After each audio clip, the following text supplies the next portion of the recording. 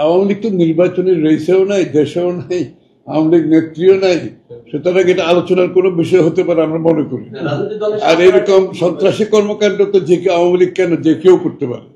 Concern ওই ক্ষেত্রে তো সবারই কনসার্ন থাকবে। আইন শৃঙ্খলা একটা বিষয়, এটা সবসময় সকলেরই কনসার্ন থাকবে, আমাদেরও কনসার্ন আছে।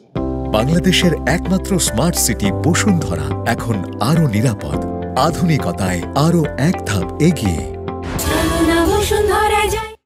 তো সেটা তো আজকে যে এটা তো সরকার, আমরা আশা করছি তাদের আইন শৃঙ্খলা বাহিনী আরো শক্ত অবস্থানে থাকবে, আরো কঠিন অবস্থানে থাকবে, এবং এটার সমাধানে তারা আরো সচেষ্ট থাকবে। এটা আমরা সবাই আশা করি সরকারের কাছে। আওয়ামী লীগ তো নির্বাচনের রেসেও নাই, দেশেও নাই, আওয়ামী লীগ নেত্রীও নাই, সুতরাং এটা আলোচনার কোনো বিষয় হতে পারে আমরা মনে করি।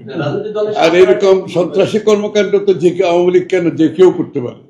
সন্ত্রাসী কর্মকাণ্ড তো এটার থেকে যদি আপনি সুরক্ষা চান, তাহলে আইন শৃঙ্খলা বাহিনীকে তাদের দায়িত্ব পালন করতে হবে সঠিকভাবে।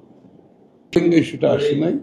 আর বাণিজ্য সম্প্রসারণ থেকে তো আমরা বিগত দিনে বহুবার আলোচনা হয়েছে। এটা আজকে আলোচনা হয়নি, না। আমি তো বলছি এরকম সন্ত্রাসী কর্মকাণ্ড যারা নির্বাচনের রেসের মধ্যে নেই, যারা দেশেই নেই, সুতরাং যাদের কর্মকাণ্ড স্থগিত আছে, এরকম ওরা এখন সন্ত্রাসী কর্মকাণ্ড তো অনেকেই করতে পারে। এইগুলো সরকারের দায়িত্ব, সরকার পালন করবে। কারা করছে সরকারকে, তাদের গোয়েন্দা সংস্থা আছে, তাদের আইন শৃঙ্খলা বাহিনী আছে।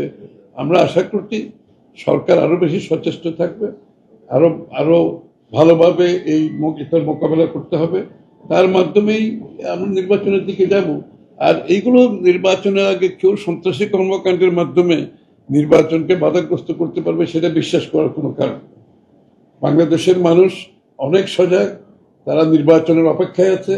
তারা আজকে সমস্ত বাংলাদেশের 300 আসনে নির্বাচনী কর্মকাণ্ড পূর্ণ উদ্যমে চলছে, উৎসাহ উদ্যাপনের মধ্যে চলছে, এবং সব রাজনৈতিক দল কিন্তু এখন মাঠে কম বেশি সবাই রাজনৈতিক মাঠে চলে গেছে অলরেডি।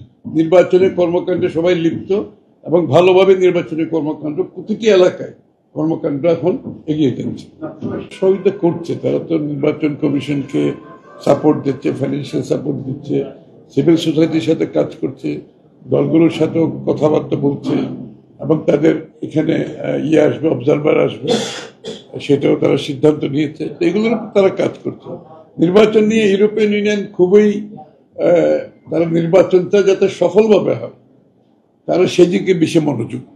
এই মুহূর্তে তাদের মনোযোগটা হচ্ছে নির্বাচনকে সুষ্ঠুভাবে সম্পন্ন করা, যেহেতু তাদের একটা বড় ইনভলভমেন্ট এই নির্বাচনে আছে। তারা চায় এই নির্বাচনটা সুষ্ঠুভাবে সমাধান হোক এবং দেশে গণতান্ত্রিক অর্ডারটা ফিরে আসুক।